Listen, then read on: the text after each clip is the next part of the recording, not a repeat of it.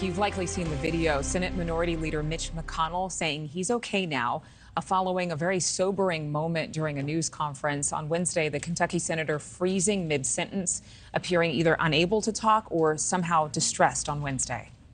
Been good bipartisan cooperation and a string of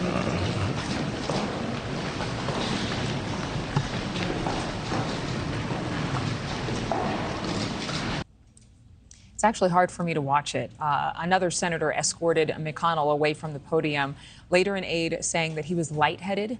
A board-certified neurologist Dr. Tom Pitts is here with me right now live. What was your reaction to this when you see a behavior like this? What could it be? I looked at that and immediately that looks like a left frontal temporal seizure. I've heard TIA being thrown around, mini stroke, but I can discuss why those are probably less likely in this context. And there are certain movements that if you play that video back, it'll be clear as day once we discuss it. But there are certain features that really make me believe that he had a seizure coming out of the left side of his brain. So if this was one of your patients and this was a video, they were able to capture that moment on video, just walk us through what you would explain to them if they came into your office.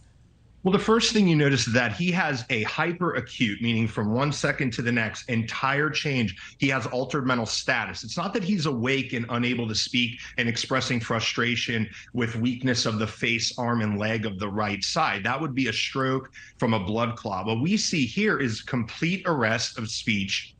And then you see, if you look closely, the key, his repetitive up and down and rightward eye movements. That would not be compatible with stroke, where you would look toward the stroke, the left side of the brain. He's looking away from the left side of the brain. He's looking down into the right. So hyperacute altered mental status change and stereotyped ocular movements without weakness or sensory loss of the contralateral body, in this case, the right side. You see he's holding the podium. And then actually when they come to, one of the senators talks to him, he comes out of it, and what you see is confusion, because he does answer him. He says, "Do you have anything more to say to the press?" And he says, "No," but he's confused. Yeah. And then they said, "You want to come over here?" And he shakes his hand. So he shows understanding and expressive speech intact. He stands there confused. And what poor recognition on everybody's part, not activating EMS immediately. Yeah, I mean, it's okay to say to somebody, "No, you think you're fine. I'm getting you a paramedic right now."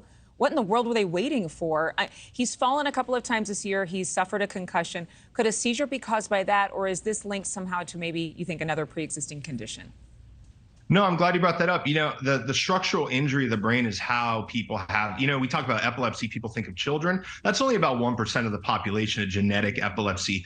The highest population of people who have seizures are usually elderly people who have had strokes or bleeds from injuries, and that causes an alteration in the structure of the brain, even if it heals, and that causes you to be what we call epileptogenic, or more prone to have seizures. And so he could have had an infection, changed the medicine. He's already had a lower seizure threshold because of the injury, and that could have pushed him over. Or he could have a new injury. He could potentially have a brain tumor or a new stroke. He could have also had a heart arrhythmia, which could have interrupted blood flow, but kept him conscious, and he could have had a seizure that way too. I have one more question for you. He's 81. The president is 80 years old. His health and mental capability has come into question.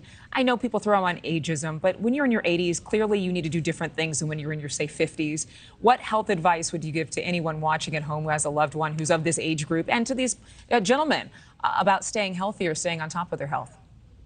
Please have everybody have a sleep study. If they are snoring, they're at high risk for a seizure and stroke. They need to check with their primary care annually and do the recommended preventative guidelines: exercise, diet, wonderful nutrition, and of course, watching those medications. They can alter the mind, and they can also predispose you to have seizures. Dr. Pitts, I always feel smarter after talking with you. Love having you on.